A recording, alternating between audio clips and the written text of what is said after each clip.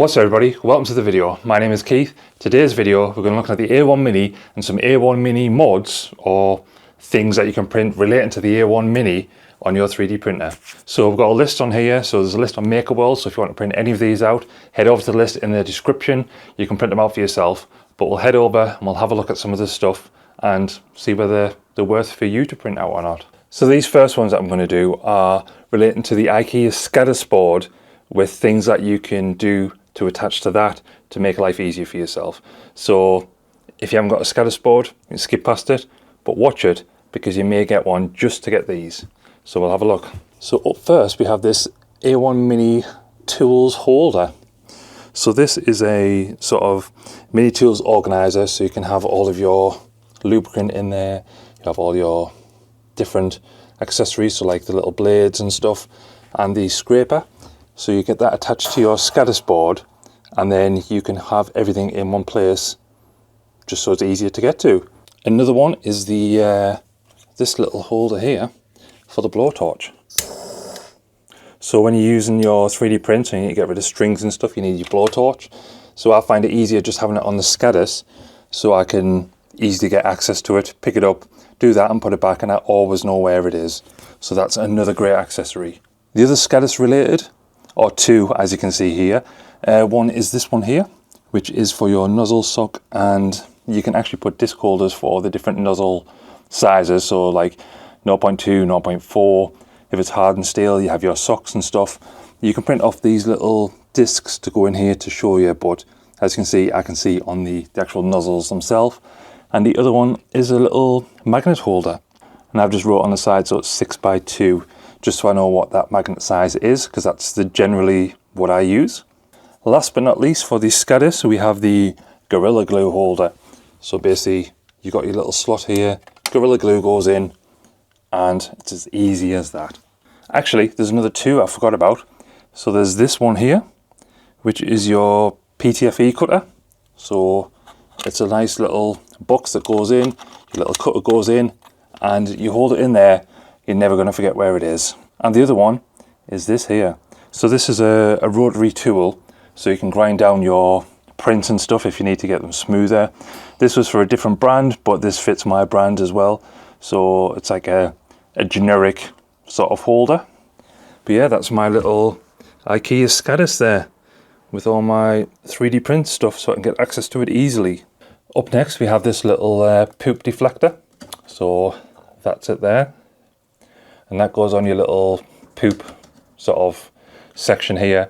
That deflects the poop so it goes straight down. And also this bucket that comes with it. So for mine, I have attached, so mine is attached via Velcro. So it stays in place, but then I can easily remove it. And then it just holds all the film and poop in place. And like I said, that just sort of goes on the side, sticks on, and that stays exactly where it needs to be. Up next is the little camera. So normally the camera is down here. It's hard to see different prints and stuff, so I've made this little thing here so the camera comes out to the side, and it's much better when you're viewing your prints and your printer, as it gives you a much better view of what's going on. It does require unclipping some wires, removing them around, clipping them back in, but then again you can move this up and down so you can find the perfect position for that camera. This is something which has been a bit of a lifesaver as well. So this is the PTFE and cable guide. So it's got 4 holes. So at the top there is the 4 holes there for the tubes to go in. And what I found is when the tubes are in, when there's nothing to support it at the top here, they were just a bit bendy, and I was afraid that it would like snap and cause damage and stuff. So this is fantastic. It just goes on and it holds them 4 at the front and also at the back. And as you can see there, also at the back there's a connector here, so you can put your cable in for the actual power and basically the USB cable into there. The next thing I did was this confused cat cover. So this goes over the front, and obviously you have your little spool, so when the filament goes in and out that turns, and it looks like the cat's confused and it's sort of thinking about it, so it's really good. There's loads of these different ones that you can get. I prefer the cat because I've got cats, and so I went with that.